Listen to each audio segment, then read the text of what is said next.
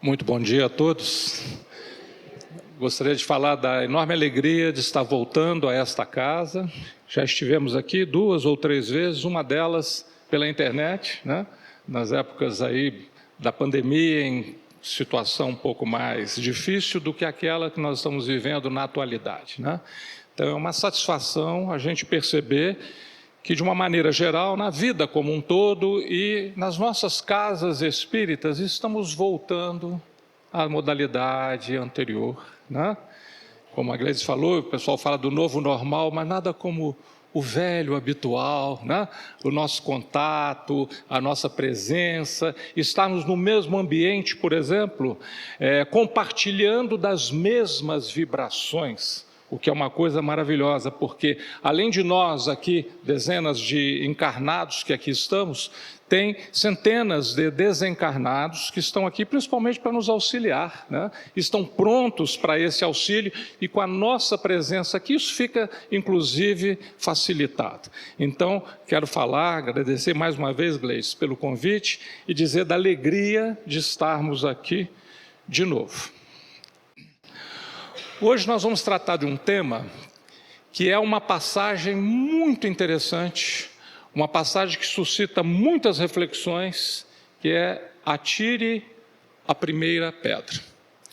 É algo que aconteceu ao tempo de Jesus, um daqueles momentos em que sacerdotes e publicanos e escribas tentaram colocar Jesus em uma situação difícil diante do povo. A esse tempo Jesus já estava muito popular, Jesus já tinha vários seguidores, muitas pessoas estavam sempre em torno de Jesus, querendo ouvi-lo e sobretudo querendo absorver todo o magnetismo que um espírito desse galardão, um arcanjo, né? Alguém que atingiu a culminância da perfeição humana, poderia expressar. Então, onde Jesus estava, e a sua passagem já era muito conhecida naquela região, né? Em função de todas as curas, especialmente as curas do coração, que ele já havia feito, muito mais importantes do que as curas do corpo. Então, Jesus já era muito seguido. Então, é um momento em que estava acontecendo uma festa importante, nós vamos falar daqui a pouco, a festa do Sucote, e nesse instante, então, Jesus se manifesta, e sacerdotes e fariseus decidem que iam criar uma armadilha para Jesus ficar em situação muito difícil, ou diante do povo, ou então diante dos guardas romanos, que sempre estavam presentes em torno do templo quando alguma celebração era feita, até para coibir algum problema, alguma briga, alguma sublevação, né? Então tudo isso acontecia. O que fariseus e sacerdotes talvez não soubessem, que é impossível colocar um Cristo em qualquer armadilha, qualquer situação, por mais delicada, por mais complicada, né? Aquilo que hoje, numa linguagem popular, nós poderíamos chamar de uma sinuca de bico, que você coloque um espírito dessa natureza, aproveita aquela situação e transmite informações e conhecimentos para todos que ali estavam, e nós sabemos que todas essas informações não são apenas para aqueles que lá estavam, mas são informações, são palavras de vida eterna, como nos lembra Emmanuel no título da belíssima obra que ele nos deixou. Aquilo que nós vamos falar hoje baseia-se no Novo Testamento, que nós pegamos o texto no Bíblia Online. Utilizamos também informações do teólogo Kenneth Bailey, que não é espírita, não era espírita, era presbiteriano, etc., mas um profundo conhecedor do Oriente Médio, um profundo conhecedor tanto do Novo como do Velho Testamento, e viveu no Oriente Médio. Então, o Kenneth Bailey traz uma informação muito interessante. Ele diz o seguinte: a maneira como se vive na vida rural na atualidade no Oriente Médio é uma maneira muito parecida com aquela ao tempo de Jesus. Então, conhecer, conviver, estar naquele lugar facilita a compreensão dos exemplos, das imagens utilizadas por Jesus naquele tempo. E além disso, utilizamos também uma psicografia do Divaldo Franco, né? Ele psicografa Amélia Rodrigues no livro Personagens da Boa Nova da Federação Espírita do Paraná. Nós vamos ver o seguinte: normalmente, quando a gente vai falar sobre essa passagem da mulher que foi levada a público para que se apedrejasse, né, a gente já começa no assunto aí, mas é preciso voltar ao dia anterior. Uma ocorrência do dia anterior, onde Jesus estava pregando no templo e trouxe para sacerdotes e fariseus grandes incômodos. Então nós vamos começar com os textos do Evangelho no dia anterior, depois nós vamos para a cena principal, onde Jesus dá um banho de informações e de esclarecimentos, como sempre. Existe dentro do estudo da Bíblia, de uma maneira geral, um conceito que é a doutrina da expiação. O que isso significa? Para nós entendermos, podemos lançar mão de um pequeno texto de Paulo. Paulo, lá na primeira epístola que ele escreve aos irmãos de Corinto, ele nos diz isso: porque primeiramente vos entreguei o que também recebi, que o Cristo morreu por nossos pecados, segundo as Escrituras. Então veja, a passagem de Jesus, que é a passagem mais importante que nós temos em toda a história da humanidade, e o mundo hoje reverencia de forma muito justa e correta, repartindo a história entre antes e depois de Jesus. Não é apenas um formalismo, né? É uma observação da importância da sua passagem pessoal aqui entre nós. Quando Jesus vem, ele acaba sendo sacrificado, como todos nós sabemos, o seu corpo morre na cruz, e esta morte tem um significado extremamente importante, porque na verdade ele está se sacrificando. Da mesma forma como se faziam sacrifícios de animais, cordeiros, pombas, etc., isso tinha um significado para o povo naquele tempo. Jesus se coloca como Cordeiro de Deus, né? Aquele que sacrifica por toda a humanidade. É um sacrifício grande mesmo. Talvez o sacrifício maior não tenha sido nem essa passagem, mas o fato dele ter vindo, assumido um corpo. Imagine, um arcanjo como Jesus, assumir um corpo primitivo como o nosso e passar aqui 30 e poucos anos, sofrendo todo o impacto das nossas vibrações ainda tão pesadas, né? Então Jesus vem por quê? Vem por amor a nós, vem por misericórdia, vem para nos ensinar como é que nós devemos nos portar sobre esse mundo e fora dele. Ou como aquilo que a Gleides nos lembrou, ele é o guia e ele é o modelo. Ele não só nos conduz, como ele determinou os padrões de comportamento que nós devemos assumir, se nós quisermos facilitar a nossa jornada, se nós quisermos chegar lá mais rapidamente. O Espírito Verdade nos diz, no Livro dos Espíritos, que do átomo ao arcanjo, que um dia foi átomo, tudo se encadeia no universo. Ou seja, o nosso destino é sermos arcanjos, né? Por mais que isso demore, vai demorar um pouquinho, mas nós vamos chegar lá. E Jesus procura então facilitar essa nossa chegada. E esse sacrifício dele é um sacrifício extremamente importante. Ele fez esse supremo sacrifício por todos nós. Veja, era o governador sem mácula, sem mancha, sem nada a espiar, a purgar.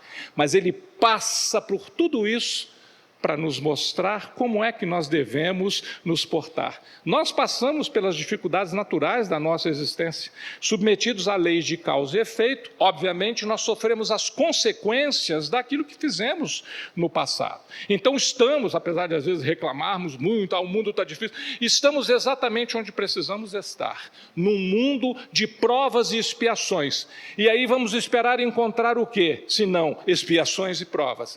Esse é o nosso dia a dia e isso traduz a nossa necessidade. Mas podemos passar por isso de uma forma melhor, se nós prestarmos atenção naquilo que ele nos ensinou, né? Então, a morte de Jesus é diferente, porque inclusive tem um dado extremamente importante. Nós sabemos que o amor resume a doutrina de Jesus toda inteira, como nos diz Lázaro, em comunicação que Kardec coloca no Evangelho segundo o Espiritismo. Mas além do amor existe uma mensagem que às vezes é esquecida por nós, é aquilo que está inclusive no título do livro do Hermínio Miranda, Cristianismo, a mensagem esquecida, a mensagem da imortalidade. Porque depois de 3 dias da crucificação, Jesus já começou a se manifestar, a se apresentar, se deixou inclusive tocar, para que nós passássemos a ter a certeza de que somos imortais. Ou seja, aquela inquietação, que é a maior inquietação humana, que é a questão da morte, já estava resolvida com ele, o governador sem máculas, né?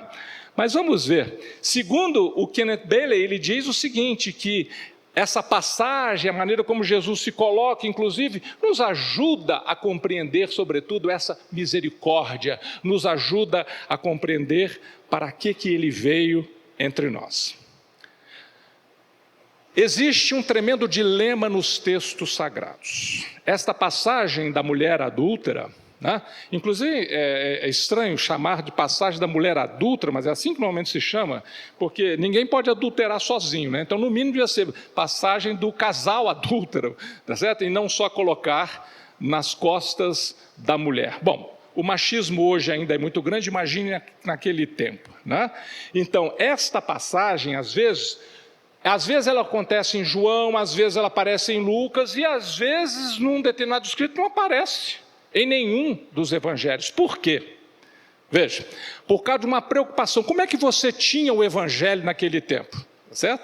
O pessoal precisava mandar copiar. Pegava alguém que tinha essas informações, contratava um copista, esse copista então ia grafar isso num papiro, num pergaminho, no que fosse, né? Para que a pessoa tivesse isso registrado.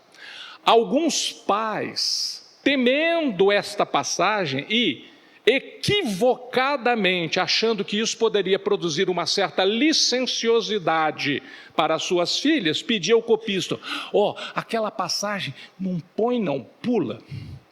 Tá certo? Então nós não vamos, em textos mais antigos, nós não vamos encontrar esta passagem. E no que isso está baseado? Toda a honra da família no Oriente Médio está ligada à conduta sexual da mulher. A maneira como a mulher se porta define a honra da família. Do homem não, da mulher. Tá certo? Então os pais ficavam muito preocupados, achando que como Jesus não condenou, que Jesus estava liberando. Pelo contrário, nós vamos ver na colocação que Jesus faz, que ele não está liberando, ele não está passando a mão na cabeça da mulher, né? A gente vai ver isso daqui a pouquinho. Mas vamos ao início da história, que é o dia anterior da cena principal. Nós estamos pegando os escritos de João lá no capítulo 7. Tá?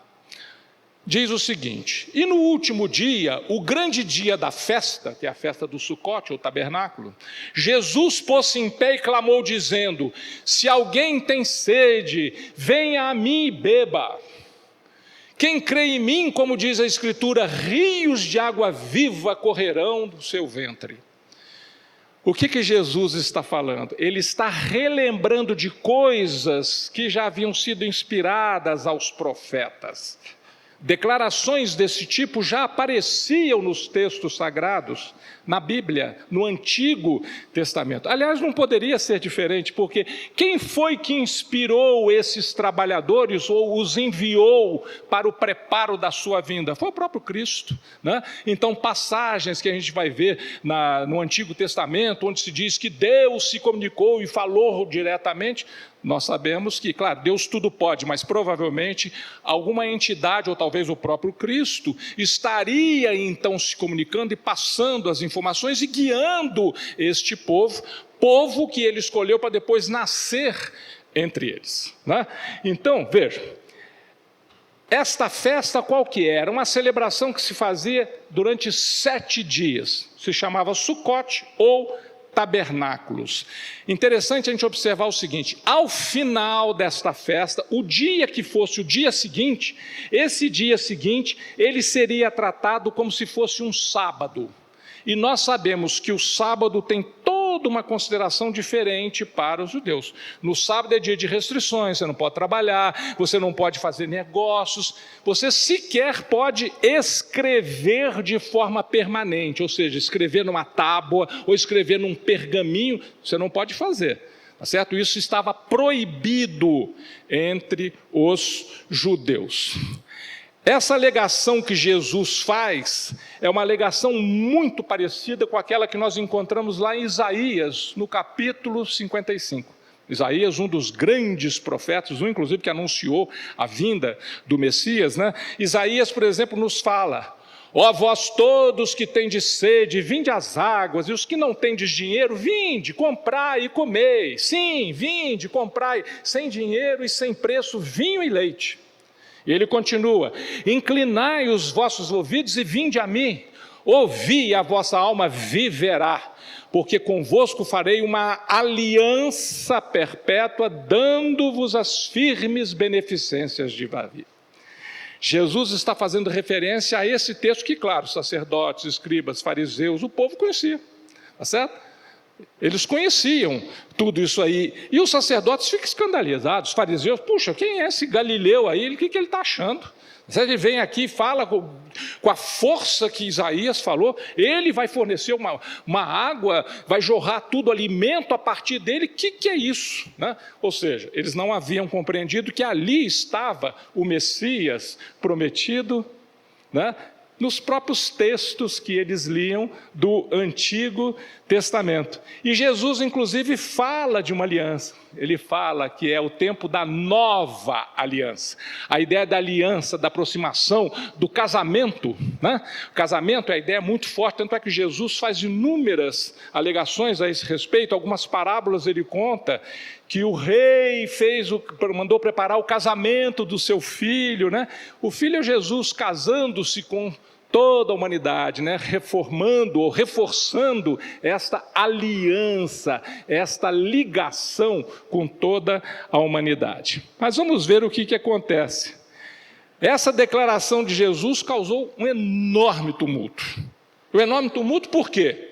A multidão ficou confusa e dividida. Puxa, o que ele está falando? Nossa, ele está fazendo alusão a coisas do Isaías, né? E por outro lado, os sacerdotes e fariseus ficaram irritados, ao ponto de ordenarem a prisão de Jesus. E essa prisão é interessante, os soldados romanos ficavam ali perto, né?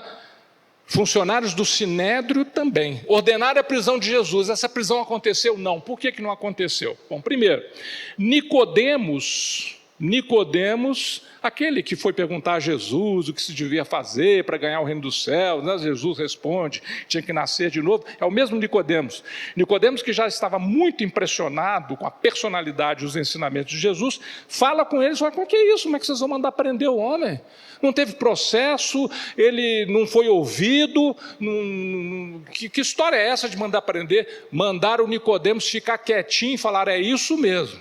Só que eles não conseguiram, os guardas não conseguiram executar a ordem. Por quê? Porque Jesus estava com um monte de gente em torno dele. E a multidão não conseguiu, não deixou que os guardas chegassem. Jesus lá no meio, é claro que ele sabia de tudo isso, ele controlando todo esse processo, né? E aí os guardas não conseguem chegar.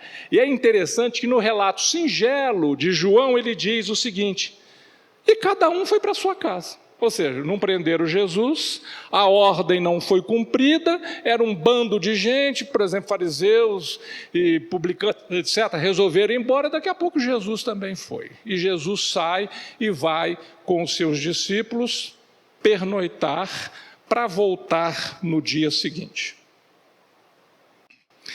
Nessa noite, eles resolvem preparar uma armadilha para Jesus, como se isso fosse possível.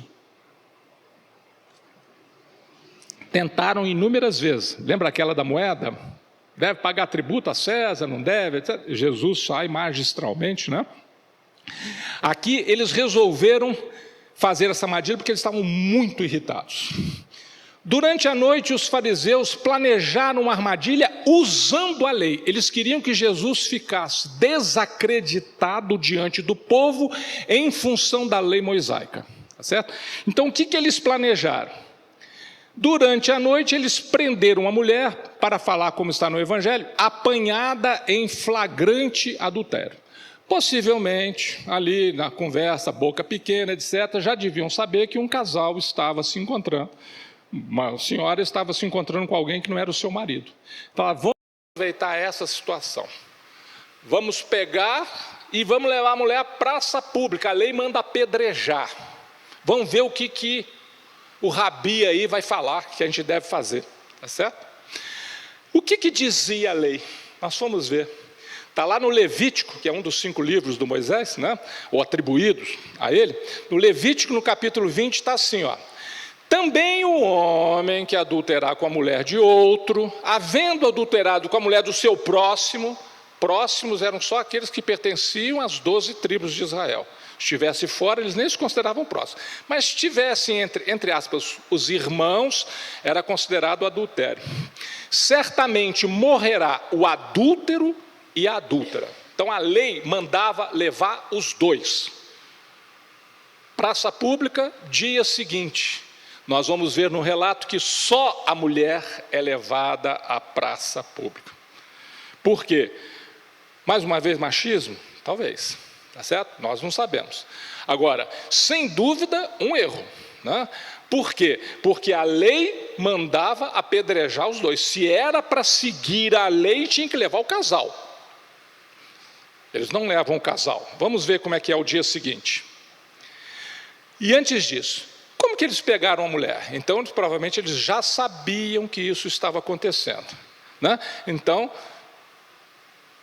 aqueles que ficavam tomando conta da moral, do povo, etc., já deviam ter essa informação. Falaram, vamos usar esse fato, né? E a dúvida é, por que o homem não foi preso? Isso não é uma violação da lei? A lei mandava pegar os dois, por que só pegaram a mulher? Eles sabiam tão bem a lei, por que não cumpriram a lei? Então a gente vê o seguinte, não tem nada a ver com a lei. O que eles queriam é colocar Jesus numa saia justa em público. O Kenneth Bailey comenta, então, que a preocupação não era a observância da lei, mas era a humilhação pública de Jesus, para que ele ficasse em situação difícil, né? E uma outra coisa importante, como nós falamos anteriormente, o 8º dia de festa é como se fosse um sábado. E no sábado tem restrições, como eu já disse no início. E um outro ponto importante é o seguinte, nos festivais judaicos sempre tinha uma legião romana que ficava vigiando o povo. E um outro dado importantíssimo é o seguinte, os romanos não deixavam mais que os judeus atribuíssem a pena de morte. Tanto é que quando eles querem estabelecer o processo de crucificação de Jesus, o que eles fazem? Não eles, o Sinédrio não estabelece isso. Gera influência e tal, para que Pôncio Pilatos decrete. Porque a autoridade romana podia, mas os judeus estavam proibidos de aplicar a pena de morte.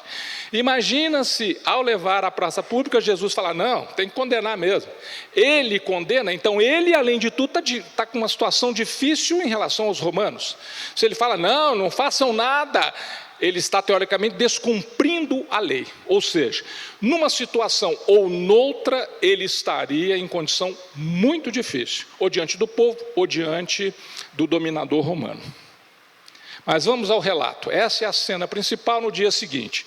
Lembrar que Jesus já havia recebido ordem de prisão. Ele não está nem aí. No dia seguinte, ele vai outra vez para o templo e vai continuar a pregar. Ele sabia o que estava acontecendo, óbvio. Espíritos dessa natureza, ele conhece cada pequena feridinha do nosso coração. Então é óbvio que ele tinha informação daquilo, informação pelas suas possibilidades anímicas e mediúnicas, informação sobre o que estava acontecendo, mas ele tinha domínio absoluto do fato. Jesus, porém, foi para o Monte das Oliveiras, naquela noite. E pela manhã cedo, tornou para o templo. E todo o povo vinha ter com ele e assentando-se o ensinava. Chegou, como um mestre oriental sempre faz, sentou-se e em torno dele o povo para ouvir as palavras do Rabi. E os escribas e fariseus trouxeram-lhe uma mulher apanhada em adultério.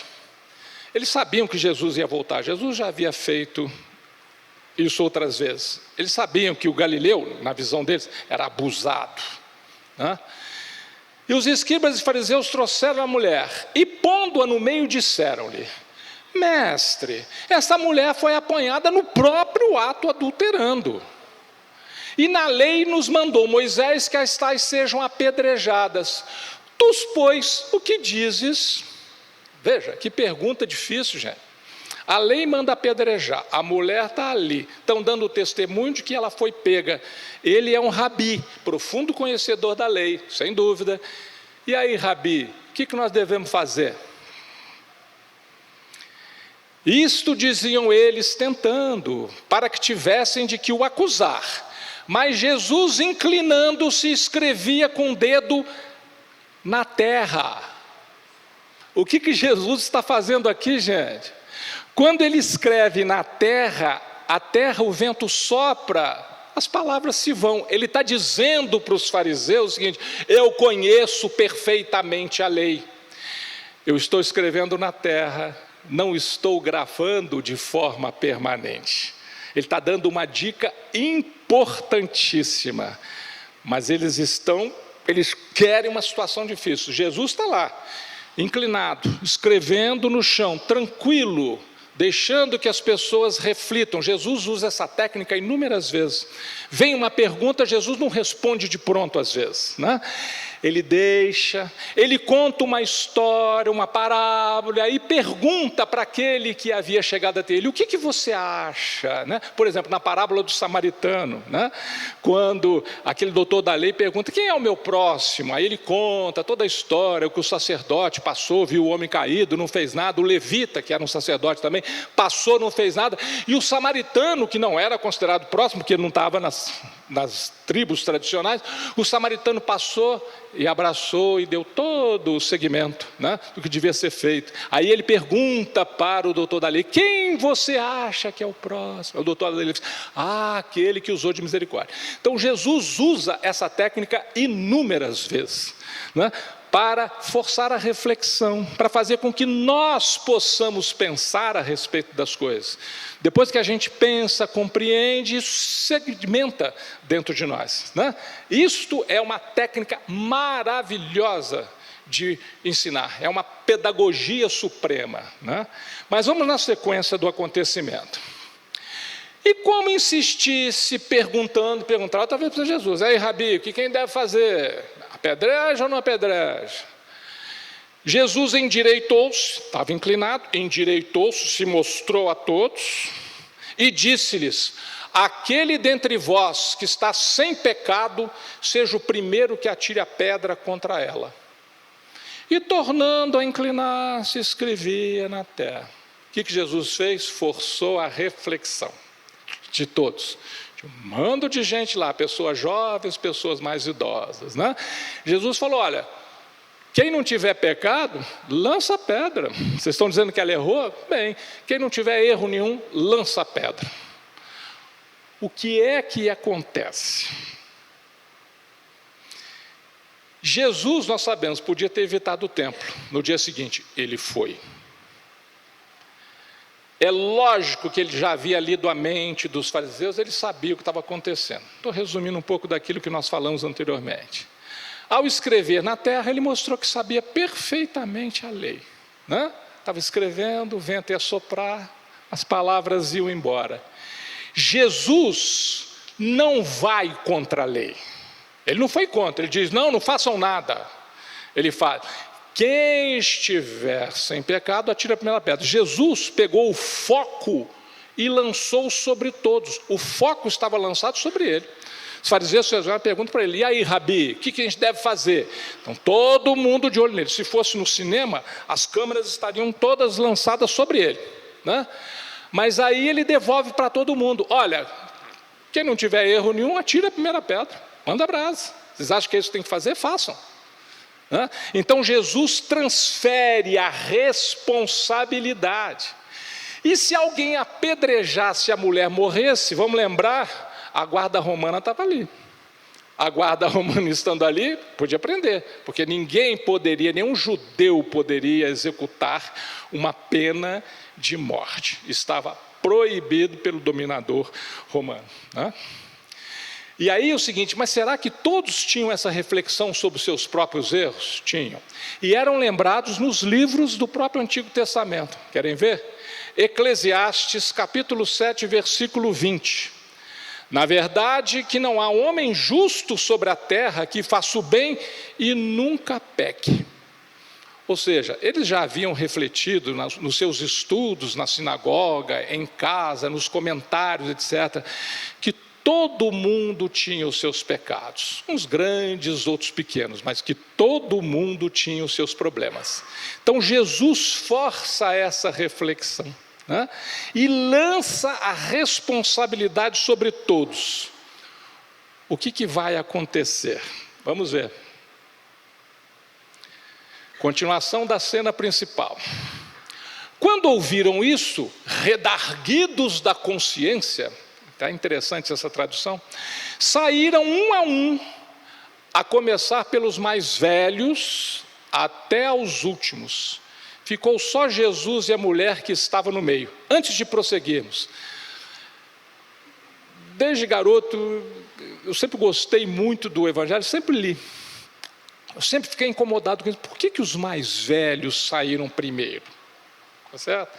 Então eu sempre pensei, puxa vida, talvez porque tivessem mais pecados, tinham vivido mais. Ou talvez porque tivessem mais juízo, também.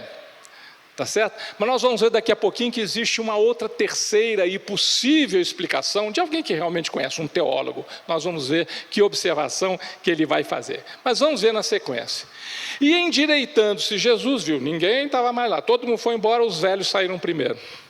E não havendo ninguém mais do que a mulher, disse-lhe: mulher, onde estão os teus acusadores?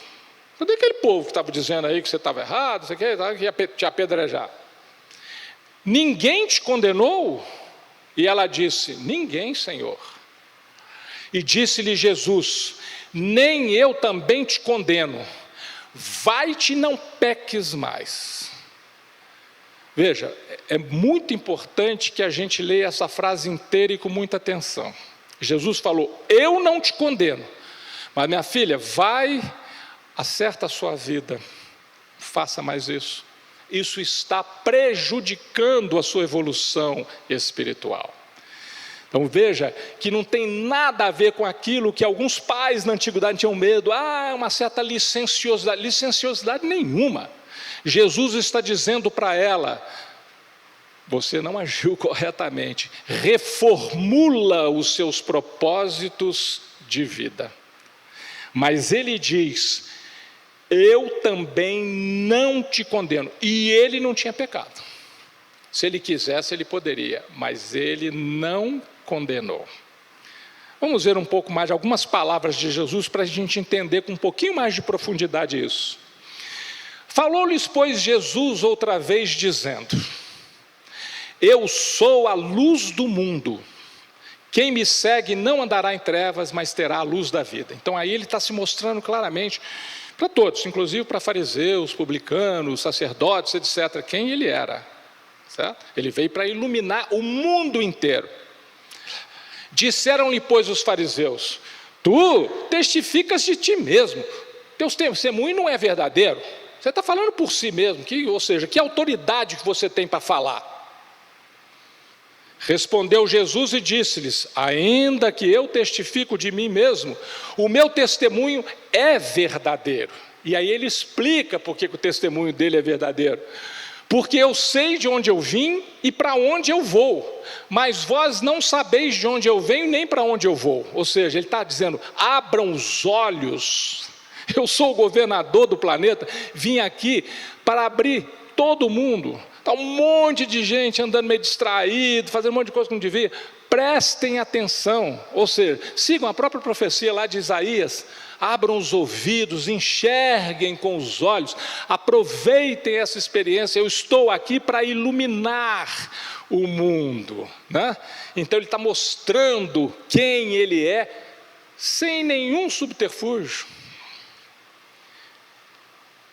Aí Jesus complementa: vós julgais segundo a carne. Vejam, sem pensar no restinho da frase, vós julgais segundo a carne. A gente poderia pensar, Jesus talvez completasse assim: eu julgo segundo o Espírito. Mas não é assim que ele completa. Olha que coisa maravilhosa, gente. Vós julgais segundo a carne, eu a ninguém julgo. Jesus não é nosso julgador, ele é o irmão mais velho que veio como guia e modelo. Tá certo? Ele é quem nos impulsiona, é quem pega na nossa mão e fala: olha, para de fazer bobagem, vem para cá, vem andar no trilho certo, vem caminhar mais rápido, você não quer tanto a tal da felicidade? Vem buscá-la de forma adequada, sai da escuridão, vem para a luz, ilumine a sua consciência, abra o seu coração, deixa que a semente que eu estou lançando germine no seu coração. Então tudo isto Jesus nos mostra com absoluta clareza. Ele, governador do planeta, o governador sem máculas, como falamos no início, a ninguém julga.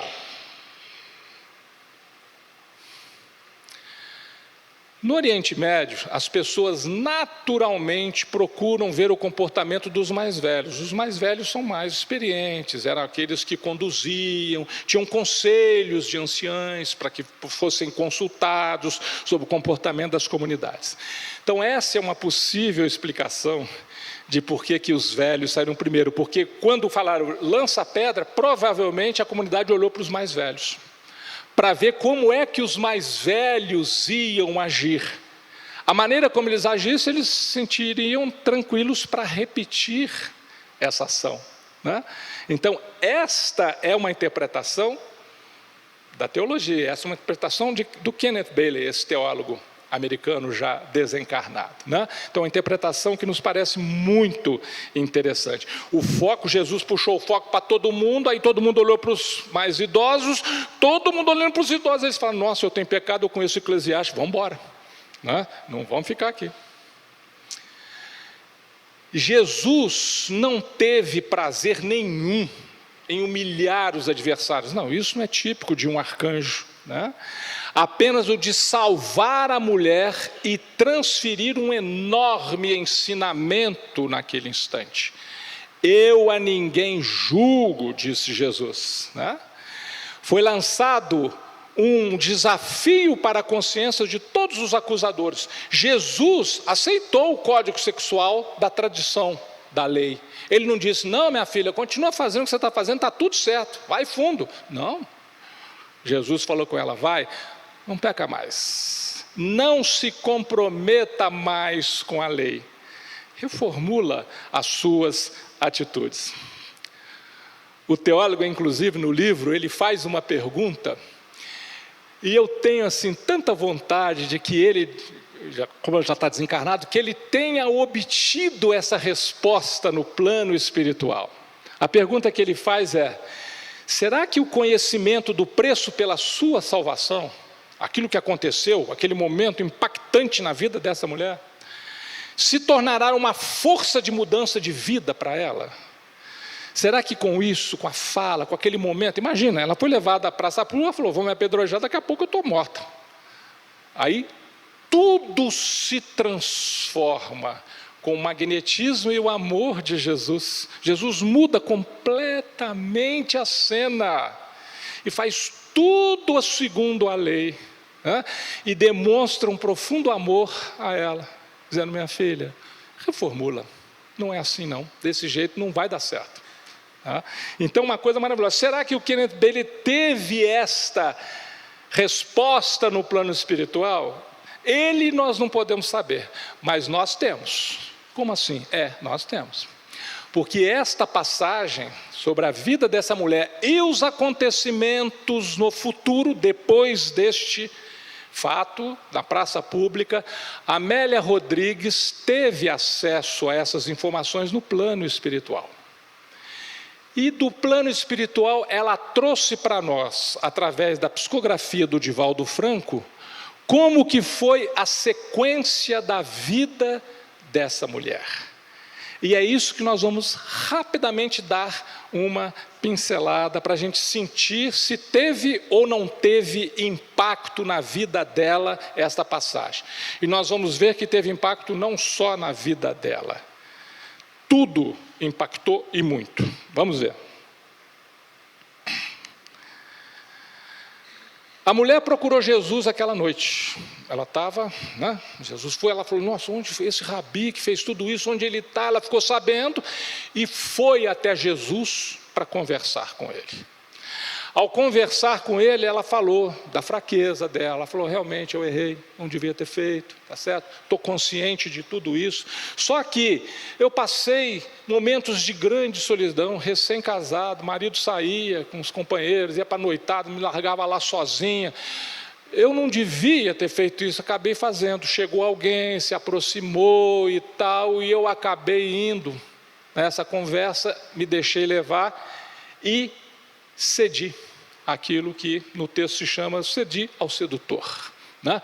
Então ela percebe que ela bobeou, né? Ela já tinha naquele instante, veja, daquela tarde, não sei se é tarde ou manhã que isso aconteceu, talvez de manhã, né?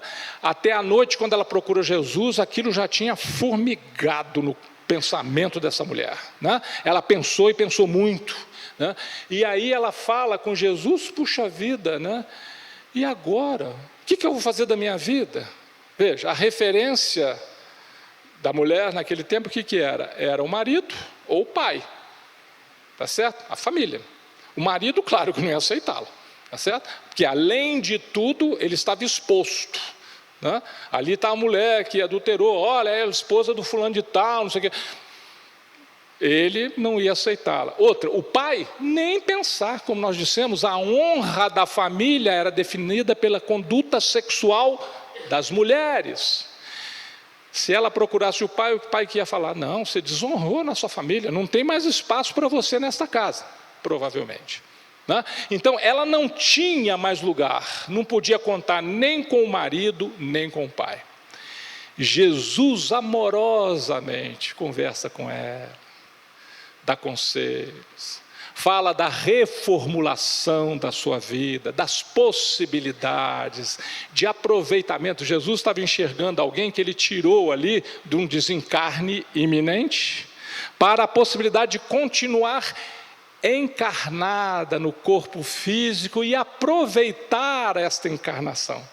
Ele mesmo já havia falado, né, como nos lembramos há pouco, ninguém pode ver o reino do céu se não nascer de novo. Então, ela precisava aproveitar essa experiência reencarnatória. Ela errou, tudo bem, mas ela podia começar a acertar, né? Então, Jesus incentiva. Veja que belas palavras nos traz Amélia Rodrigues, do relato que ela teve de Jesus, né? Do acesso a esses arquivos. Jesus teria dito a essa mulher, há sempre um lugar no rebanho do amor para as ovelhas que retornam e desejam avançar. Jesus, na sua fala, mostrou isso. Ele diz que o pastor larga às vezes o rebanho e vai lá longe buscar a ovelha desgarrada do rebanho. Ou seja, todos importam, né? Todos aqueles, nós somos hoje cerca de 30 bilhões de espíritos sob a responsabilidade de Jesus. 8 bilhões encarnados e um tanto bem maior desencarnado no entorno do planeta. E ele ainda diz o seguinte, olha, eu tenho outros rebanhos, ou seja, não é só esse grupo não, né? Ele cuida de mais gente, né? Então, este espírito está dizendo, olha, tem sempre um lugar, é sempre possível voltar ao rebanho, né? Errou na órbita, como nos fala Paulo, naquela resposta maravilhosa, lá no finalzinho do livro dos Espíritos sobre as penas eternas. Errou de órbita, você pode retornar. Se você estiver desatento, o professor Sofrimento vai te dar uma cutucadinha para você voltar a orbitar adequadamente em torno da unidade divina. É isso que Paulo, né, nos fala através da mediunidade. Então Jesus a incentiva nesta modificação. E o que acontece? Amélia Rodrigues pula 10 anos à frente. 10 anos se passaram. A mulher estava morando em Tiro, em casa humilde que recebia peregrinos cansados e enfermos. Tiro ficava na Fenícia, hoje seria uma região do Líbano, 400 quilômetros ao norte de Jerusalém. Hoje, 400 quilômetros para a gente, tranquilo, tá certo? Por exemplo, eu saio de São Carlos, vou a São Paulo, são 230, e de volta eu ando mais do que 400. Às vezes num dia, tranquilo, sentado no carro ou de ônibus, maior conforto, sem nenhum problema. Mas pensem naquele tempo, 400 quilômetros é longe. para andar a pé é muito, tá certo? Então, além do que, não tinha estradas, nada disso, terreno pedregoso. Você subia de Jerusalém, por exemplo, para cortar Samaria, montanhoso, cheio de pedra, tem lugar que você passa por deserto, não é fácil. Ela foi para bem longe. Bem longe por quê? Claro, ela não tinha mais espaço na sociedade de Jerusalém, tá certo? Ela era um motivo de, entre aspas, desonra. Então ela vai para longe, né? E ela estava colocada onde? Numa casa humilde. O que ela fazia? Recebia peregrinos que estavam cansados, enfermos. Naquele tempo não tinha pensão, não tinha hotel, nada disso. O pessoal saía, não é que nem agora a gente faz, entra no Booking ou alguma outra coisa, tá certo? Já vê, tem um hotelzinho ali, vê o preço, não sei o que está melhor, tá? Ele vai, às vezes no trajeto você escolhe onde você vai ficar. Naquele tempo não tinha. Então, alguém que andava lá precisava contar com o auxílio de uma pessoa que pudesse hospedar, receber, tá certo? Ou então tinha que dormir ao relento. Então, ela começou, apesar de uma vida muito humilde, uma casinha muito simples, ela começou a dar guarida a essas pessoas. E fez mais, como ela nunca se esqueceu de Jesus, ela se tornou uma grande divulgadora do Evangelho. Ela começou a falar do Evangelho, começou a falar do cristianismo, ela começou a ensinar o cristianismo, ela com toda a força da experiência que ela passou, né? Num fim de tarde, chega na casa dela um homem quase morto, de quem ela tratou com absoluto zelo, cuidou, o homem estava na tábua da beirada, essa é a verdade. Tá certo? Ela foi, cuidou e tal, cuidou ali por tempo que foi necessário, refeito, conversou com ele, ela falou de Jesus, e olha o que ele fala para ela. Ele disse o seguinte: não, eu conheci Jesus, eu odiei esse rabi, porque esse rabi salvou a mulher que desonrou o nosso casamento. Veja, era o marido dela que chegou lá na casa dela, lá em Tiro, gente, 400 quilômetros de distância de Jerusalém, tá certo? Ela fica emocionadíssima, sem dúvida, né? Então veja, Jesus naquele instante, será que não divisou tudo isso? Essa possibilidade não apenas dela ajustar-se na vida, mas até dela reencontrar aquele homem para acertar, enquanto está no caminho. Não foi isso que ele nos ensinou no Sermão da Montanha? Tem problema com alguém? Procura e tenta resolver enquanto os dois estão encarnados, é mais fácil. Depois é possível? Claro que é possível, para Deus tudo é possível, mas numa outra encarnação, em situação distinta e tal, às vezes é mais difícil acertar todos os ponteiros universais para que isso aconteça, né? Então, Jesus, claro, sabia disso, né? Então, veja, ele diz que odiou, mas aí ele fala, com o tempo ele percebeu o seu próprio erro, da maneira como ele a abandonou sozinho em casa, como ele foi para as noitadas com os amigos, largou ela lá, não cuidou, e percebeu também o erro de julgamento, e ele buscava encontrá-la, ele queria encontrá-la, ele ainda não havia percebido que ela era a sua ex-mulher, né? Mas a doença consumiu as energias dele, mas por essas razões que só Deus sabe, porque Deus é infinita sabedoria, mas sobretudo é infinito amor, ele vai bater exatamente na casa da ex-esposa. Emocionada, as recordações voltaram fortes. Provavelmente ela foi lá naquele dia, ela deve ter visto ela no meio da praça, amedrontada, o pessoal com pedra na mão, pronto para jogar, e Jesus acabando com a condenação de forma magistral, né? Ela pensou em tudo isso. Ela reconheceu o companheiro do passado e, sem lhe dizer nada, segurou-lhe a mão e o consolou. Vejam, palavras lindas. Deus é amor e Jesus, por isso mesmo, nunca estará longe daqueles que o querem e o buscam. Agora, durma em paz enquanto eu velo, porquanto nós ambos já o encontramos. Vejam, meus irmãos, que coisa maravilhosa, tá certo? as possibilidades que a vida nos oferece, os encontros ou reencontros que ainda vamos ter. Precisamos aproveitar tudo isso. Fora da caridade não há salvação. Para expressarmos o movimento do amor, podemos fazer e devemos, enquanto estamos nessa jornada reencarnatória. É preciso nascer de novo para que a gente possa aproveitar. Nessa jornada, do berço ao túmulo, qual é o nosso compromisso? No túmulo, nós temos que ser melhores do que quando nós entramos na maternidade, né? Então é esse trabalho. Quem é o grande provedor de condições para que a gente possa fazer isto? O grande provedor é exatamente Jesus. Ela conheceu Jesus no momento extremo, de crise profunda da sua existência, possível até desencarne iminente. Esse homem conheceu Jesus através do consolo, do conforto, do afago, daquela que no passado o havia desrespeitado. Possibilidades de reencontro, de acerto, de fraternidade legítima e de verdadeiro amor estavam ali colocados. Jesus que expressa esse amor, que Ele possa estar sempre conosco, mas que, sobretudo, nos ensine para que nós também possamos estar sempre com Ele. Muitíssimo obrigado e um ótimo domingo a todos.